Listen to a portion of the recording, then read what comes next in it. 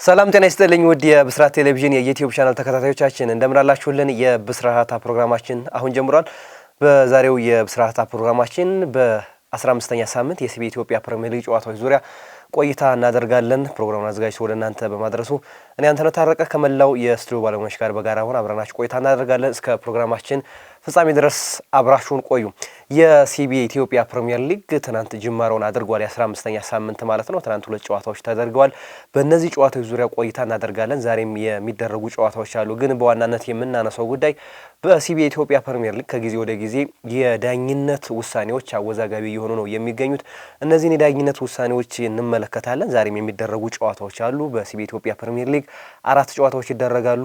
2 በአዲስ አበባ ስታዲየም፣ 2 ደግሞ በአዳማ ሳይንስና ቴክኖሎጂ ዩኒቨርሲቲ ሜዳ ነው የሚደረጉት። እነዚህን ጨዋታዎችም የምናነሳ ነው የሚሆነው። ግን በቀዳሚነት የምንመለከተው ጉዳይ መቀለ ሰብዓ እንደርታን ትናንት ከባህር ዳር ከተማ ጋር ባገናኘው ጨዋታው 0-0 ነው ያለቀው። ግን በዳኝነቱ ጉዳይ ትንሽ የሚያወዛግብ ነገር ነበረው። የሚያወዛግብ ነገር ብቻም ሳይሆን ግልጽ የሆነ የዳኝነት ስህተት የተሰራበትን ሁኔታ ነው የተመለከትነው። ምናልባት በትናንትናው ጨዋታ እንግዲህ በመቀለ ሰብዓ እንደርታው ተከላካይ ጊትጋት ላይ የተሰራውን ስህተት ወይም ደግሞ ጥፋት ተመልክተናል። ምናልባት ጨዋታውን የተመለከተ ሰው ያንን የዳኝነት ስህተት በደንብ ይገነዘበዋል ተብሎ ይታሰባል። ከዋቤና ቦአቲንግ ከጊትጋት ላይ የሰራበት ጥፋት በእጅጉ አሰቃቂ ነበረ። በቦክስ ነው የተማታው። ነገር ግን ዳኛው የዕለቱ ዳኛ ዋና ዳኛ መስፍን ዳኜ በቢጫ ካርድ ነው ያለፉት። በጣም አስገራሚው ነገር ደግሞ ምናልባት ለመስመር ዳኛው ሙስጠፋ መኪ ፊት ለፊቱ ነበር የሚገኘው። ጥፋቱ ሲሰራ ከዋቤና ቦአቲንግ ከጊትጋት ላይ ጥፋት ሲሰራበት ፊት ለፊቱ ላይ የሚገኘው የመስመር ዳኛው ነበር። ከዛ በኋላ ተጠራርተው የመስመር ዳኛው ከመስፍን ዳኘ ጋር ከተነጋገሩ በኋላ ሙስጠፋ መኪና መስፍን ዳኘ ከተናገሩ በኋላ ቢጫ ካርድ ነው ለዋቤና ቦአቲንግ የተሰጠውና በእጅጉ የሚያነጋግር ነበረ። በተደጋጋሚ በሊጉ እየተሰሩት ባሉት ጥፋቶች ላይ ወይም ደግሞ የዳኝነት ስህተቶች እየጎሉ ነው እየመጡ ያሉት ከጊዜ ወደ ጊዜ። በተለይ ደግሞ መቀለ ሰብዓ እንደርታ በተከታታይ እንደዚህ አይነት በደሎች ደርሰውበታል ብሎ ማንሳት ይቻላል። በዚህኛውም ባሳለፍነው ሳምንትም ከቅዱስ ጊዮርጊስ ጋር በነበረው ጨዋታ ላይ ፍጹም ቅጣት ምት መከልከላቸው የሚታወስ ነው። አሁን ደግሞ በዚህኛው በጊትጋት ላይ የተሰራው ጥፋት በእጅጉ የሚያነጋግር ነበር። ጊትጋት እንግዲህ ደም እስከ መድማት ድረስም ደርሷል፣ በቦክስ ሲመታ ማለት ነው። እንደገናም ደግሞ አይኑን ነው የመታውና የአበጠበጥ ሁኔታንም ተመልክተናል። አይኑ አብጦ ጨዋታ መጨረሻ አቅቶ ተቀይሮ የወጣበትንም ሁኔታ ተመልክተናል። ስለዚህ ምናልባት መስፍን ዳኜ ካዩት በኋላ ተመልሶ ያዩት እንደሆነ ምናልባት ያንን ነገር የሰጡት ቢጫ ካርድ ልክ እንዳልሆነ በቀይ መውጣት ነበረበት ከዋቤና ቦአቲንግ። ነገር ግን ከዋቤና ቦአቲንግ በወቅቱ እንግዲህ እድለኛ ነበረ፣ ቀይ ካርድ ሳይመለከት የቀረበትን ሁኔታ ነው የተመለከትነው። እንግዲህ እንደነዚህ አይነት የዳኝነት ስህተቶች ሊጉ ላይ ከጊዜ ወደ ጊዜ እየተበራከቱ ነው እየመጡ ያሉት። ምናልባት ብዙ ምክንያቶች ሊነሱ ይችላሉ። በፋሲል ከነማም ላይ የተሰራው ስህተቶችንም ተመልክተናል። ለምኞት የሰጠው ቀይ ካርድ፣ ከዛ በኋላም በተደጋጋሚ በእያንዳንዱ ጨዋታዎች ላይ አንዳንድ ስህተቶች ይሰሩ ነው። በእርግጥ ዳኝነት ከስህተት መጽዳት ከባድ ሊሆን ይችላል። ነገር ግን አንዳንዴም ደግሞ ግልጽ የሆኑ ነገሮች ሲፈጠሩ በእንደዚህ አይነት ሁኔታዎች ሲታለፉ ምናልባት ውጤት ቀያሪ የሚሆኑበት እድልም ሊኖር ይችላል። በአሳለፍነው ሳምንትም እንግዲህ በ14ኛ ሳምንት ሁለተኛው ጎል ኢትዮጵያ ቡና ፋሲልን ባሸነፈበት ጨዋታ ላይ ሁለተኛው ጎል ሲቆጠር አወከር ያስቆጠራት ጎል በእጅ የተነካሽ ጎል ነበረች። ያችን ጎል እንግዲህ የጸደቀችበትን ሁኔታ ነው የተመለከትነው። በእርግጥ ዳኞቻችን በሁለተኛ ቻንስ የላቸውም፣ አንድ ቻንስ ብቻ ነው ያላቸው። ስለዚህ በመልሶ ምልከታ ወይም ደግሞ በቪኤአር የሚያዩበት እድል የላቸውም፣ ወይም ደግሞ ሌሎች አይነቶች ተመልሰው አይተው የሚወስኑበት እድል የላቸውም። በዚህ ምክንያት ታዲያ ለስህተት ወይም ደግሞ ግልጽ የሆነ ስህተት ለመስራት ቅርብ እየሆኑ የመጡበት ሁኔታን እየተመለከት ነው የምንሆነው። በተደጋጋሚ እንግዲህ ትችቶች እየደረሱባቸው ነው የሚገኙት። ለዚህ ታዲያ በርካቶች ብዙ ምክንያቶችን ያነሳሉ። በኢትዮጵያ ፕሪሚየር ሊግ ላይ በዘንድሮው ዳኞች ቁጥራቸው ያነሰ ነው። በተደጋጋሚ የጨዋታ መደራረብ እየደረሰባቸው ነው የሚገኘው። እንግዲህ ዛሬ አንድ ጨዋታ የዳኘው ነገ አራተኛ ዳኛ ሆኖ ሁለተኛውን ጨዋታ የሚመራ ነው እየሆነ ያለው። ስለዚህ ይህ ደግሞ የጨዋታ መደራረብ በራሱ በዳኝነት ውሳኔዎች ላይ ተጽዕኖ እያሳደረ እንዳለ በግልጽ መመልከት ይቻላል። ስለዚህ ደግሞ ምናልባት በኢትዮጵያ እግር ኳስ ፌዴሬሽን በዳኞች ልማት ላይ የሚሰራቸውን ነገሮች ማስተካከል ወይም ደግሞ ማረም ካልተቻለ አሁንም ዳኞች ከጊዜ ወደ ጊዜ ቁጥራቸው እያነሰ ነው የሚገኘው። በእርግጥ በአለፉት ዓመታት በኢትዮጵያ ዳኝነት ያን ያክል የከፋ ዳኝነት አለ ብሎ መናገር አይቻልም።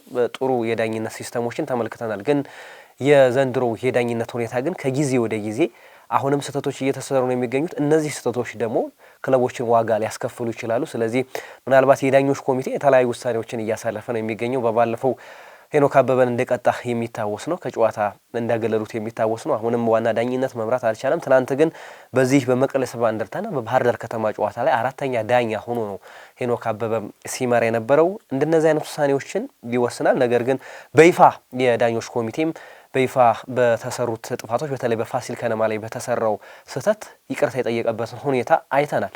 አሁንም ቢሆኑ ግን እንደነዚህ አይነት ስህተቶች አሁንም እየታረሙ አይደለም። በሌሎች ክለቦችም እየተደጋገሙ ነው የሚገኙት። እነዚህ የዳኝነት ስህተቶችን መንቀስና ወይም ደግሞ ማረም እየተገባ ነው የሚሆነው። ያ ካልሆነ ግን ክለቦች ላይ በውጤታቸው ላይ ተጽዕኖ ማሳደሩ የማይቀር ነው የሚሆነው። እንግዲህ ትናንትናው አነጋጋሪው ክስተት ይሄኛው ነው የሆነው። እንዴት ቀይ ካርድ አልተሰጠውም የሚል ብዙ ወገኖች አሉ። በግልጽ ደግሞ በመልሶ ምልከታም ሲታይ በቪዲዮ በግልጽ እጁን ሰንዝሯል። በቦክስ ነው የመታው ከዋቤና ቦያቲንግ። ነገር ግን ዳኛው በቢጫ ነው ያለፉት። ይህ ለምን ሆነ የሚለው በእጅጉ አነጋጋሪ ሆኖ እየተመለከት ነው የምንገኘው። ስለዚህ የትናንትናው የመቀለ ሰባ እንደርታና የባህር ዳር ከተማ የጨዋታው አንደኛው ዋነኛ የትኩረት ማዕከል የነበረው የዳኝነቱ ጉዳይ ነበረ። እንግዲህ ይህም የዳኝነት ጉዳይ በዚሁ የተቋጨ ነው የሆነው። በሌላው ጨዋታ እንግዲህ ኢትዮጵያ መድንን ከወልዋሎ ዓዲግራት ዩኒቨርሲቲ በአዲስ አበባ ስቴዲየም ያገናኘው ጨዋታ ነበረ። ይህም ጨዋታ በተመሳሳይ 0-0 በሆነ ውጤት ነው የተጠናቀቀው። እንግዲህ ትናንት ሁለቱም ጨዋታዎች ጎል አልተቆጠረባቸውም። 0-0 በሆነ ውጤት ነው የተጠናቀቁት። ዛሬ የሚደረጉ ጨዋታዎች አሉ። 4 ጨዋታዎች ይደረጋሉ። 2 በአዲስ አበባ፣ 2 ደግሞ በአዳማ ሳይንስና ቴክኖሎጂ ዩኒቨርሲቲ ሜዳ የሚደረጉት ቀን 7 ሰዓት ላይ ሸገር ከፋሲል ከነማ፣ ሀዲያ ሆሳዕና ከምድረገነት ሽረ 10 ሰዓት ላይ የሚደረግ ጨዋታ ነው በአዲስ አበባ ማለት ነው። 9 ሰዓት ላይ ነገሌ አርሲ ከወላይታ ዲቻ፣ 12 ሰዓት ላይ ደግሞ ኢትዮ ኤሌክትሪክ ከኢትዮጵያ ንግድ ባንክ የሚያደርጉት ጨዋታም የሚጠበቅ ነው የሚሆነው። እንግዲህ ከተጠባቂዎች ጨዋታዎች መካከል ነገሌ አርሲ ከወላይታ ዲቻ የሚያደርጉት ጨዋታ በእጅጉ የሚጠበቅ ነው። ሸገር ከፋሲልን በተመሳሳይ። ነገር ግን የነገሌ አርሲ አዲስ አዳጊው ነገሌ አርሲ ዘንድሮ አስደናቂ ጊዜን እያሳለፈ ነው የሚገኘው። በአሰልጣኝ ቱሉ ደስታ እየተመራ ቆንጆ ጊዜን እያሳለፈ ነው የሚገኘው አዲስ አዳጊው ነገሌ አርሲ ማለት ነው። ምናልባት ባደገበት ዓመት ጠንካራ ተፎካካሪ የሆነ ክለብ መሆን ችሏል። ምናልባት ሸገር የሱን ያክል መፎካከር አልቻለም። ነገር ግን ነገሌ አርሲ ግን በግሉ ጥሩ ጊዜን እያሳለፈ ነው የሚገኘው። በሚገርመው በ2018 የሲቢ ኢትዮጵያ ፕሪሚየር ሊግ እስካሁን 15 ሳምንታት ደርሰናል። በ15 ሳምንታት ውስጥ 4 ተከታታይ ጨዋታዎችን ያሸነፈ አንድም ክለብ የለም። ይህንን ያደረገው ነገሌ አርሲ ብቻ ነው። ስለዚህ ነገሌ አርሲ ጥሩ ጊዜን እያሳለፈ ነው የሚገኘው። አሁን ላይ በግብ ክፍያ በልጦ ሁለተኛ ደረጃ ነው የሚገኘው በ25 ነጥብ ከመሪው ሲዳማ ቡና በ4 ነጥቦች ነው የሚያንሰው። ዛሬ የሚያሸንፍ ከሆነ ደግሞ ከመሪው ጋር ያለውን የነጥብ ልዩነት የሚያስተካክልበት ወይም ደግሞ የነጥብ ልዩነቱን የሚያጠብበትን እድል ይኖረዋል። ስለዚህ ዛሬ ጨዋታው በእጅጉ የሚጠበቅ ጨዋታ ነው። በአንጻሩ ወላይታ ዲቻ የባለፉትን 5 ጨዋታዎች ማሸነፍ አልቻለም። ዛሬ ወደ አሸናፊነት ለመመለስ ጥሩ ፉክክር ያደርጋል ተብሎ ይጠበቃል። ነገሌ አርሲ ግን በተለይ ደግሞ በወጣት ተጫዋቾቹ የሚታየው እንቅስቃሴ ጥሩ ነው። በተለይ አሁን ላይ ከቤ ብዙነህ የመሳሰሉ ተጫዋቾች አሉት። ከቤ ብዙነህ የብዙሃኑን ቀልብ የገዛ ተጫዋች ነው። አሁን ላይ በነገሌ አርሲ ቤት አጠቃላይ በሊጉ ውስጥ ከሚታዩ ተጫዋቾች ወይም ደግሞ እየደመቁ ካሉ ተጫዋቾች መካከል አንደኛው ከቤ ብዙነህ ነው። ይህ ልጅ ከፍጥነቱን ቅልጥፍናውን ወይም ደግሞ የአእምሮ ብስለቱ በጣም የሚገርም ነው። በሊጉ ላይ አሁን ላይ ካሉ ቴክኒካል ከሚባሉ ተጫዋቾች መካከል አንደኛው ነው።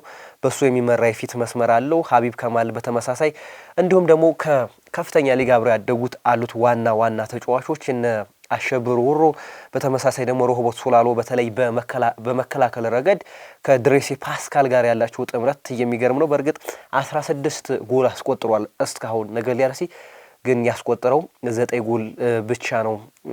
የተቆጠረበት 9 ጎል ብቻ ነው። ስለዚህ ምናልባት በመከላከል ረገዱም አሁንም ሻርፕ መሆን ይጠበቅበታል ከሌሎቹ ክለቦች አንጻር ማለት ነው። በተለይ ከፋሲል ከነማ ከሲዳማ ቡና አንጻር።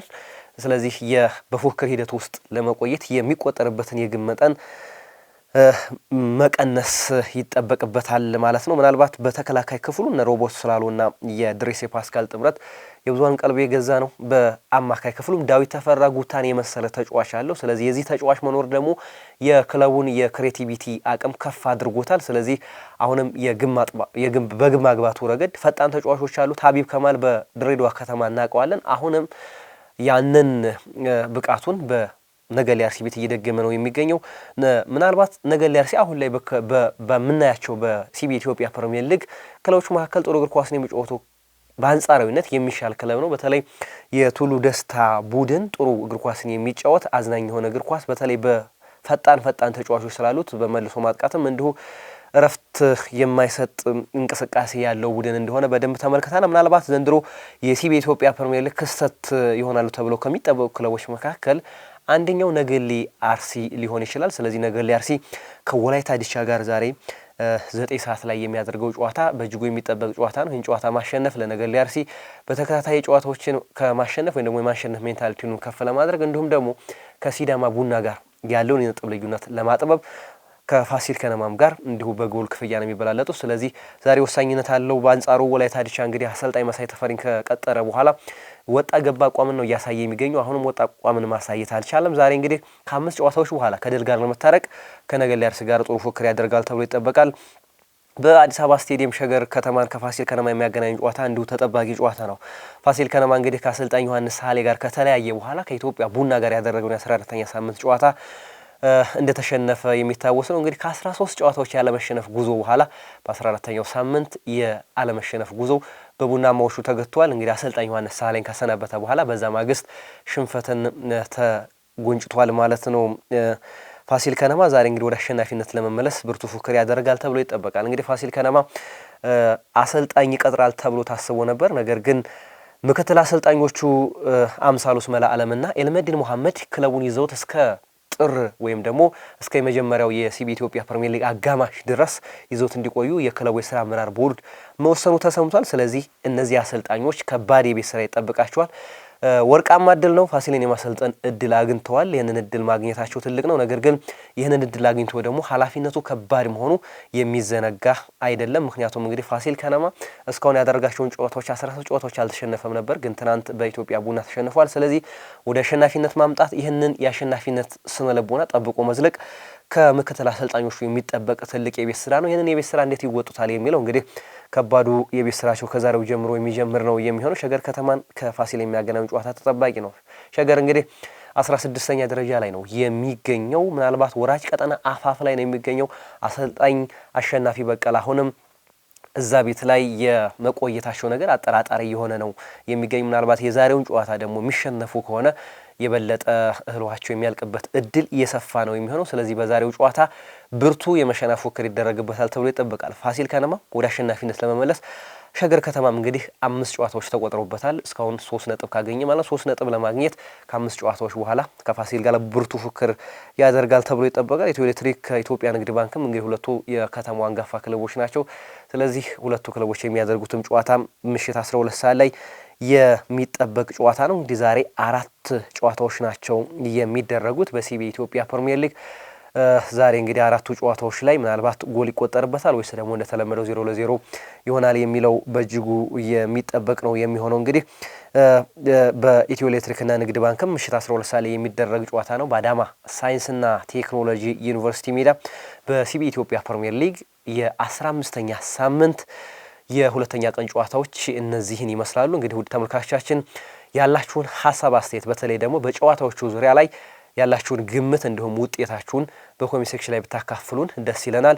ለዛሬው የያዝነው የብስራታ ፕሮግራማችን የተከታተላችሁትን ይመስል ነበረ። ፕሮግራም አዘጋጅቶ ወደ እናንተ በማድረሱ እኔ አንተነህ ታረቀ ከመላው ስቱዲዮ ባለሙያዎች ጋር በጋራ ሆነን አብሬያችሁ ቆይታ አድርጌያለሁ። ሰናይ ጊዜን ተመኘ።